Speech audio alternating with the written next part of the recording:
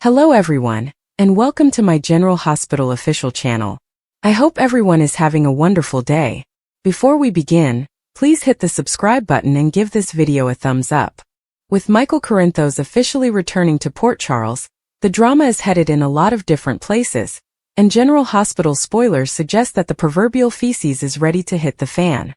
Fans of GH can't help but believe that the romance between Willow Tate Corinthos and Drew Kane is coming to an end. Drew will undoubtedly be revealed given how he set Tracy Quartermaine up for his ketamine drug scandal, and the fact that Michael would attest that he was unaware that Willow had visited Germany. He may have had an affair with Nina Reeves in addition to buying off the Baden-Baden facility administrator to keep his girlfriend away from her separated husband. Tracy is aware that Nina and Drew had an affair, and she could not hold back once she is released from prison. However, is it possible that Willow and Michael may attempt to move forward with a reunion? Since time heals all wounds, Michael probably want to spend more time with his family. Furthermore, given that Michael's other baby mother, Sasha Corbin, is quite pregnant, resides on the Quartermaine estate, and most likely harbors affections for him, a romantic reunion between Willow and Michael would undoubtedly make things risky. She has, after all, taken great care to conceal the true paternity of her child in order to prevent Michael from losing custody of Wiley and Amelia Corinthos. What would happen if Willow and Michael were to formally get back together? If Sasha has a medical emergency in the coming weeks that causes preterm labor, how chaotic could things get? Fans may remember that Liam Corbin, Sasha's first child, had to be removed from a respirator soon after his premature birth. For Sasha and Brando Corbin, the entire plot was devastating. When Brando died months later, Sasha's life took a further turn for the worst. Sasha's sadness from each of these instances caused her to experience a great deal of anguish. Sasha will be devastated by the anxiety if she goes into labor weeks earlier than anticipated. Additionally, it will evoke terrible memories and a fear that lightning might strike twice. Michael may disregard prudence in order to be with Sasha because he is well aware of her previous pregnancy problems. After all, Sasha has made many sacrifices and been an amazing friend to him. Even if he is with Willow, will he hurry to be by her side? Would he risk people discovering that he, not Jason Morgan, is the father of Sasha's child? According to General Hospital spoilers, if Michael is by Sasha's side during this difficult moment, many people will be raising an eyebrow. But since Willow can trace the birth of Sasha's child back to the period when her marriage was failing, Michael's wife might be able to figure things out quickly. On General Hospital today, Michael comes home with a vengeance, Drew and Willow attempt to reach an agreement, and Joe's news astounds the audience. A quick reenactment of yesterday's last moments introduces the broadcast. Gio dedicates his upcoming performance to his parents, Brooke Lynn and Dante, who had lied to him all of his life, didn't want him, didn't claim him and gave him away. Then he flees the room after smashing his violin. The audience as a whole is in disbelief. Lucy assures everyone that the concert must continue, and that they should never be afraid. Dante is shocked and asks Lulu what Gio is talking about as Lois and Brooklyn leave quickly. Cody approaches and instructs Dante to follow him since they need to speak. Lucy asks that everyone get a drink while she stumbles on stage, unable to think of what to do. Chase is surprised on stage as well. Sonny leaves the ballroom when Carly tries to speak with him. Carly then informs Lulu that she has done enough and stops her from continuing. Ned, Olivia, and Sonny attempt to decipher the situation outside the ballroom. Chase shows up at that point. Dante is dragged to a dressing room by Cody. Dante inquires about the situation with his friend. Although Cody claims to be unaware of the entire situation, he is aware that Brooke Lynn gave birth to his child. Liz feels sorry for Gio while she watches the nurses' ball on TV, and describes it as intense. To celebrate the ball with her, Lucas, dressed in a tux, drops by with champagne. For once, Mac is happy to see Jason at the PCPD. Tracy orders Jason to leave the questioning room before he enters. Jason informs Tracy at the PCPD that Diane is currently speaking with a judge, and that he will post bail as soon as it is decided. Tracy is adamant that Drew set her up, and she is aware of what happened when he just visited their boathouse. He put the medication in her automobile at that point. She queries why he is ignoring her. Jason claims that he considered working with Drew to be a bad idea. While backstage at the ball, Trina and Joss talk about Joe's plight and wish they could help him. Lucy shows in, demands that they be on stage immediately, and asks why they aren't wearing their costumes. Chase informs Olivia, Ned, and Sunny outside the ballroom that he doesn't want to share this narrative. Is it true what Olivia claims about them being family? According to him, Brooke Lynn gave birth to a child while she was a high school student. Chase is unaware of Joe's location when Ned inquires. Gio believes he is the child, but he has no idea how or why. Olivia claims that she was the first to chase after Gio, and Sunny thinks that Lois is aware. Cody tells Brooke Lynn in a dressing room that she left early because she was expecting his baby at Camp Martha that summer, and he drove her to the bus stop when she told him. He simply thought that she had terminated the pregnancy. He didn't know she had the baby until yesterday. So that baby is Gio and Gio is my son? Asks Dante. Dante claims his brain is short-circuiting, and inquires as to whether Brooke Lynn was aware of Gio. Cody responds, yeah. Cody says he will have to ask her since he is unsure. Liz questions Lucas about his overdressing when he sits down with her on the couch to watch the game. He says that since she was unable to go, he decided to bring the ball to her because he was working late tonight. When she responds that he's on an errand, he takes out a paper crown for her and adds he doesn't have one for Lucky. Then Lucas pulls out the fizziness. Tracy informs Jason at the PCPD that although he was inspired to work with Drew, he will regret this betrayal. When Mac walks into the questioning room, he informs Tracy that Diane has done her magic and she can leave. Jason receives a call as she signs the release documents, and he is asked what they want him to do. When Tracy asks Jason to drive her home, he informs her that he has somewhere to be, and that she must find another ride. Mac informs Tracy that the bus stop is in front as Jason leaves. Carly and Lulu head to the ladies' room at the ball. Carly wants to know how Gio learned. He might have heard Lulu addressing Lois, but she claims she didn't inform him. Lulu must locate Dante, but Carly refuses. Carly claims that Brooke Lynn and Lois, not herself, should be the ones to tell Dante the truth.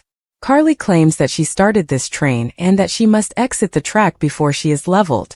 Carly advises Lulu to follow suit and declares she will go see her daughter play. Olivia, her oldest friend, finds it incomprehensible that Lois could have kept this from her outside of the ballroom. When Dante joins them, he searches for Brooke Lynn. According to Sunny, not even Chase is aware of her whereabouts. Sunny stops Chase from pursuing Dante as he quickly leaves. Sunny says they need to let Brooke Lynn and Dante work things out because this is now about them. Lucy introduces Trina and Joss, while attempting to reassure everyone that everything will be all right. The song, I'll Be With You, is performed by Trina and Joss. She asks Lucas if he wishes he could have attended the ball at Liz's, and she remembers that Brad proposed to him there. He remembers that Rick asked her to marry him at 1. Carly shares a bomb with the audience immediately after, blowing up her life, and Liz laughs. Liz mentions that Wiley and the other children are performing tonight. Lucas was tempted to go see him, but he's not his father, so he shouldn't be praising him. According to Liz, he is free to ooh and ah all over Wiley in her living room, and they are free to say offensive things. Liz wonders if Tracy was tazzed on the carpet and adds those kids will be so off-key. Kai, Portia, and Curtis are waiting to present Trina with flowers behind the ball's stage. They tell her that the night's best act was her and Joss. They urge Trina to stay, but Portia observes that after finishing her act, she and her father are leaving for home because they have to go to work in the morning. Curtis and Portia leave after Trina and Kai share a kiss. Curtis acknowledges Portia's persuasiveness. Because Trina is so joyful, Portia didn't want to ruin her evening. In another scene, Carly tells Joss how wonderful she and Trina were. According to Joss, Joe's stopping the show was the reason they weren't supposed to continue on so quickly. She keeps thinking about him all the time. Abruptly, Willow and Drew show there, wishing to speak with Carly in private.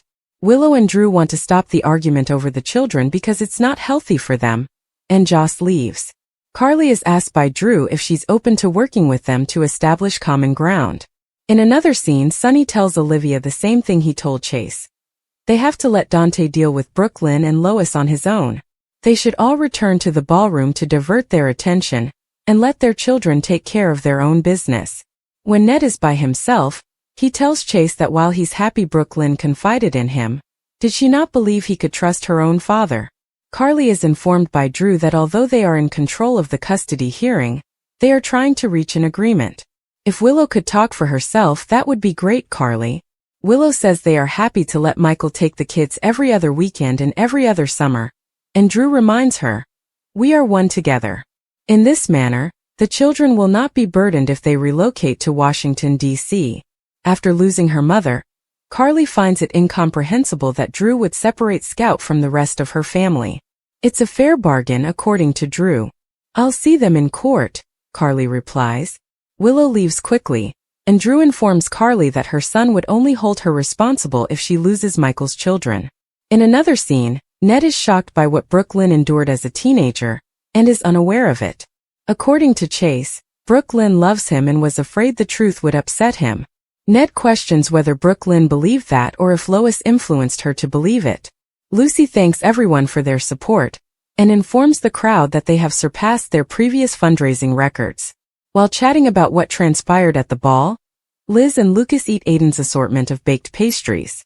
Lucy greets 5 rising stars at the ball to wrap up the evening and remind them of the vital things. "I'll Be There" is performed by Donna, Wiley, James, Scout, and Georgie. Everyone cheers as the children take their bows and confetti starts to fall. At that moment, Wiley sees his dad and exclaims, "Daddy!" Michael stands in the back of the ballroom, and everyone, including Willow and Drew, is in disbelief. Michael Corinthos, played by Rory Gibson, glances at Willow and Drew and tells his son, "Come on, we are going home," as Wiley leaps into his father's arms. Michael rushes to Sasha's side during her labor fear, revealing the baby's true paternity. As Sasha grabbed her stomach and her face twisted in agony, the tension in the room was evident.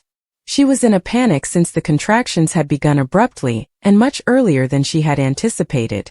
The medical staff's anxious shouts blended into a cacophony as they hurried her into the maternity ward, just as she had arrived at the hospital.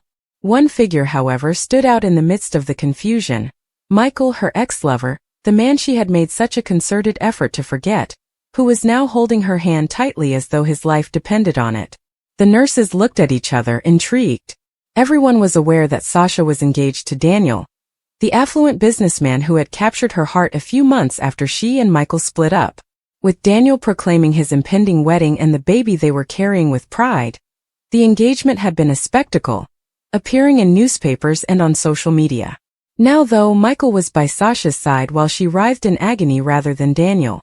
It was enough to raise eyebrows to see him. Why hadn't Daniel shown up? The devoted fiancé who had given Sasha and their unborn child the world was nowhere to be found. As hospital employees conjectured, their theories stoked by the intensity in Michael's eyes, the whispers became louder. He was more than simply a worried friend. He seemed to have every right to be there based on the way he held Sasha and gave the physician stern commands. In between painful gasps, Sasha attempted to object. With a shaky voice, she managed to respond, "Michael, you shouldn't be here." However, he simply tightened his hold, his mouth clenched in resolve. He snarled, "Like hell I shouldn't. Do you think I'll leave you to handle this on your own?" The air was heavy with the unspoken reality. The baby, or so everyone thought, was Daniel's baby. However, Michael's behavior pointed to something much more scandalous. Was Sasha concealing something? Was the child she was going to give birth to not actually Daniel's? Sasha's thoughts were filled with memories of their turbulent relationship. A hot, all-consuming love had once bound her and Michael together. However, the ultimate violent breakup that left them both broken followed by the arguments and betrayals. After meeting Daniel, who stood for security and stability, everything Michael wasn't, she had vowed never to turn back. However, destiny had other ideas. A fortuitous meeting months prior, a vulnerable moment, and a night she had attempted to bury deep within her memory. Would everything have been different that night? Sasha's nails dug into Michael's arm as she let out a cry as another contraction struck. He was totally focused on her and didn't flinch. His voice was lower now as he pleaded, "Breathe, Sasha. Simply take a breath. I've got you." Unquestionably, his tone was tender, and for a brief instant, Sasha ignored the hurt and the repercussions of his presence. She couldn't stop thinking about how comfortable it was to have him close by, and how familiar his touch felt. Then reality struck again. Daniel. The engagement.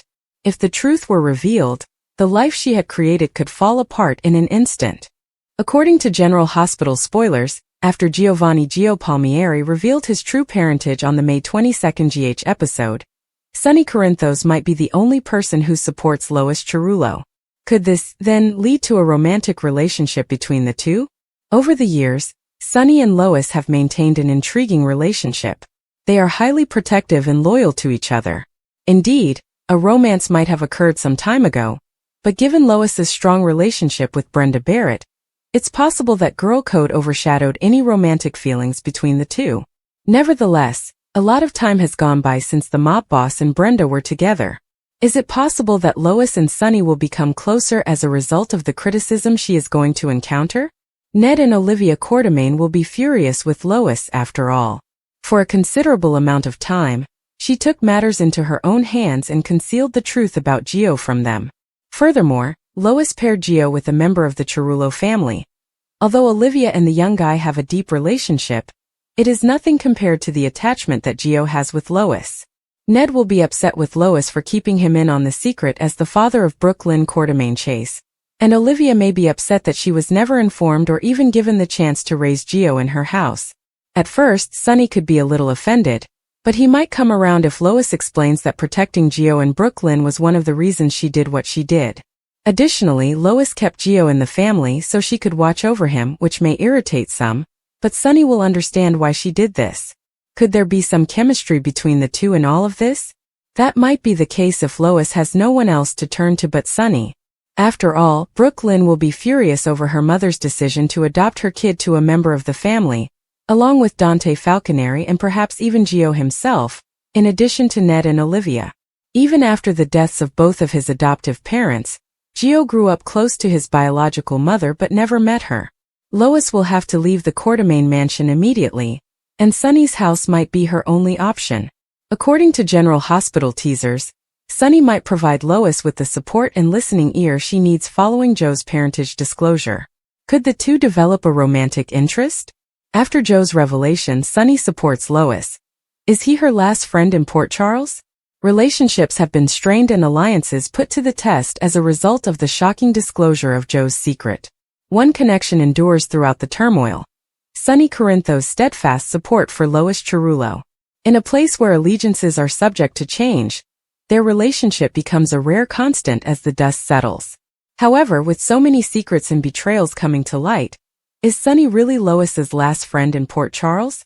Lois is still in shock over Joe's shocking revelation, having been caught off guard by the reality and finding it difficult to cope with the consequences. She is deeply troubled by the deceit and begins to wonder who she can trust in a community where everyone is out to get her. Once dependable friends have turned away from her, either out of judgment or self-preservation. Sonny, however, has been by her side the entire time, providing her with practical support in addition to consoling words. His presence has served as a calming factor and a reminder that true loyalty endures despite the ruthless atmosphere of Port Charles. Because of years of shared experience and struggles, they have always had a friendship based on respect and understanding. Sonny understands the hurt of having someone close to you deceive you, since he has experienced betrayal before. He is aware of what it's like to have individuals he relied on abandon him when times become difficult. His choice to support Lois is therefore motivated by solidarity rather than merely duty. Even if it puts him at odds with people in their circle, he won't let her face the storm alone. But the question remains: is Sonny the only person Lois can still rely on as the fallout from Joe's revelation continues? In Port Charles, friendships are frequently transactional and alliances are brittle. Unwilling to jeopardize their own reputations by hanging around with Lois, many of her previous confidants have either taken sides or withdrawn into the background. Now, even those who previously said they had her back appear doubtful, their allegiance faltering under duress. In this alienating environment, Sonny's determination is all the more important. However, there are issues with their relationship. It's unclear how far Sonny will go to keep Lois safe given his own troubled past with trust and retaliation. Will he continue to provide only emotional support, or will he do more to protect her from harm? And may supporting Lois put Sonny in the crosshairs as well, given the new adversaries that have emerged as a result of Joe's revelation? Sonny's devotion is Lois' lifeline, but it also makes her question if she is really alone in Port Charles. Are her other connections irreversibly harmed by the aftermath from Joe's acts? Or will friends finally come forward? Even if Sunny's presence gives her strength, the uncertainty still weighs hard on her. The dynamics at Port Charles keep changing as the days go by. Depending on who is presenting the story, rumors and whispers circulate, portraying Lois in various ways. Sunny stays consistent throughout it all, his devotion unflinching. However, the true test of their friendship might still be ahead in a community where nothing is ever truly concealed. Will Sunny's backing be all that separates Lois from total isolation? Or will others come together to support her? What does that mean for them both going forward if he is, in fact, her final buddy in Port Charles? There is no doubt that their relationship is being tested to the limit in a society where trust is scarce. The most recent General Hospital spoilers for Monday, May 19th through Friday, May 23rd, are available on soaps.com. Special performances, nasty surprises, and explosive secrets will all be part of this year's Nurses' Ball. At the conclusion of the yearly event, lives will be permanently altered. To learn more, continue reading. Week of May 19th spoilers for General Hospital. Spoilers for Monday, May 19th on General Hospital. Lulu discovers evidence in today's recap that Joe's mother, Camilla, was never his mother. Lulu answers a call. Who or what is going to irritate Nina so much that she loses her temper? Carly confides in her daughter, Joss. What will be revealed by Cody and Lulu's most recent discovery? Sasha has cause for concern, considering the secret she has been keeping about her child. However, what is causing her to go into a complete panic? Drew and Curtis, who were once friends, finally clash. Discover who will co-host the red carpet event and the mystery guest for this year's Nurses' Ball. Spoilers for Tuesday, May 20th on General Hospital. Gets Michael taking a plane home after Tracy gets arrested at the Nurses' Ball in today's recap? Unidentified man. As the most anticipated social event of the Port Charles year begins, it's time for the locals to get all decked out and walk the red carpet. The Nurses' Ball wouldn't have begun if Lucy wasn't juggling a problem. What effect will Anna's plan have on the events during the celebration? The secrets of Carly and Nina's fight club are out. Someone approaches Portia with an offer. But should she turn it down? It should come as no surprise that Alexis is about to receive one of the less pleasant surprises. View breathtaking before and after pictures of Beverly Hills 90,210's original cast members 25 years after the show's last episode aired. Spoilers for Wednesday, May 21st on General Hospital. In today's recap, Christina finds out that her mother has been hiding her crime, and Lulu informs Lois that she is aware that Gio is the son of Brooklyn and Dante. Irate Lulu G. Prepare to discover who will be singing what when the 2025 Nurses' Ball performances begin.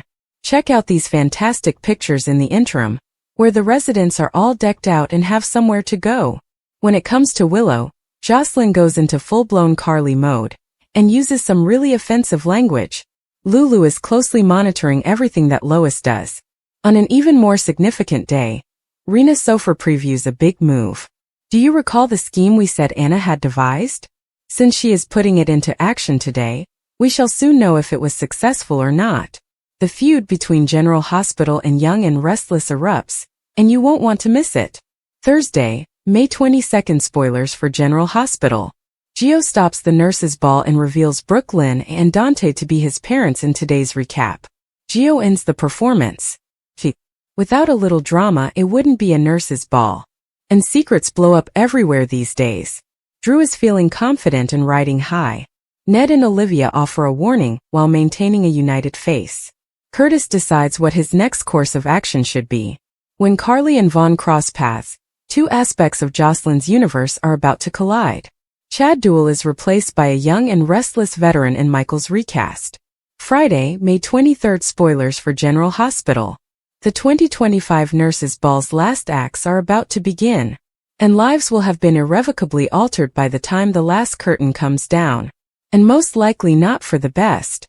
Jason receives an enigmatic call. Who is on the other end? Although Trina feels anxious, Mac is able to breathe more easily. Who makes a compelling proposition to Carly? Steve Burton's new bride talks candidly about their relationship a week after their wedding. Joe's past had always piqued Lulu's interest. No one in the family ever talked about the mystery of his beginnings, which had an elusive quality. Gio himself didn't talk about his early years very often, and when he did, his descriptions were hazy and had inconsistencies. Lulu couldn't help but notice the sense of mystery that surrounded his mother, Camilla, despite her elegance and composure. Her curiosity eventually turned to distrust. Little things like Camilla's hesitation to post pictures of the baby, and her tendency to shift the topic whenever Joe's birth was brought up caused Lulu to start to have her doubts. She started to question whether Joe's narrative had more to it than everyone was prepared to acknowledge. Lulu discovered a stack of medical records hidden in a dusty corner of the attic one afternoon, while assisting Camilla in organizing some old boxes. She initially dismissed it as simply another pile of misplaced documents. However, her breath froze in her throat as she turned the pages. The records contained Camilla's decades-long medical history. A number of fertility reports that were all from around the time Gio might have been conceived were among them. The documents were unambiguous. There was no reference to a pregnancy, and Camilla had battled infertility for years. As Lulu skimmed the pages, her mind racing, her hands shaking. How had Gio entered the family if Camilla had never been pregnant? Gio existed as living evidence that something wasn't right, even though the dates didn't match and the medical data was indisputable. With her heart racing from the weight of her discovery, she took careful pictures of the documents. This was a falsehood that had been suppressed for decades, not merely a family secret. She had to face someone, but who would it be? Gio deserved to know the truth, and Camilla would never confess to anything. But how could she reveal such a shocking detail without supporting evidence beyond a few old documents? Lulu made the decision to learn more.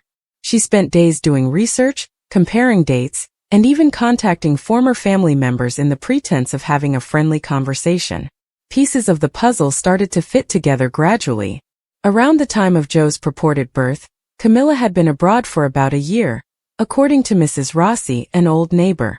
With a knowing smile, Mrs. Rossi remarked, "She returned with a baby. After everything she had been through, we all believed it to be a miracle." Lulu's heartbeat accelerated. Is it a miracle or something else? In order to find any legal documents that would provide an explanation for Joe's entry into the family, she looked through adoption records. However, nothing was present. No court papers, no documentation, and no indication of a formal adoption. The truth seemed to elude her more and more the more she looked. Where had Gio come from if he wasn't Camilla's biological son, and there was no adoption record? The ramifications were astounding. Was he taken by Camilla? Was there an illicit arrangement of some sort? Lulu's mind was racing with ideas, each one more disturbing than the one before it. She was terrified at the idea of upending Joe's perception of himself, but she knew she had to tell him. What would he do? Is he going to believe her? She eventually plucked up the nerve to approach him one evening. She presented the evidence, including the missing adoption documents, the medical records, and the chronology inconsistencies. Joe's gaze was unreadable as he listened in quiet.